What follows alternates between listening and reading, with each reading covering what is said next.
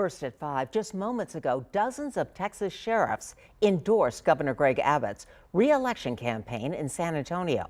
Eyewitness News reporter Matt Houston is live at the Sheriff's Union headquarters to recap the governor's visit. Matt? Deb, the governor's re-election campaign only kicked off a few days ago. This is one of his first major stops and one of the first major endorsement events for any candidate as campaign season ramps up once again. Sheriffs from across Texas voiced their support for Abbott's immigration policies in particular.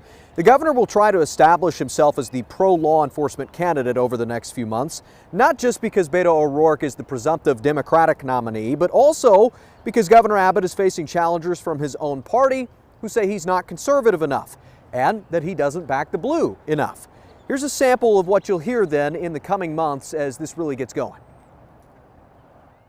We need officials who are going to step up and have the back of our law enforcement officers. And one thing I know these sheriffs and other law enforcement officers know, they have a governor who has their back, period.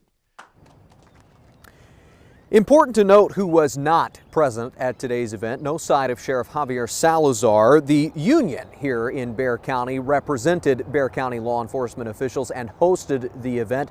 The governor sort of deflected a question about the sheriff's absence, instead thanking the men and women inside the sheriff's department for their support. We've reached out to Sheriff Salazar to ask him if he plans on endorsing any candidates during this election cycle. We'll let you know when we hear back. I'm Matt Houston, KENS 5 Eyewitness News.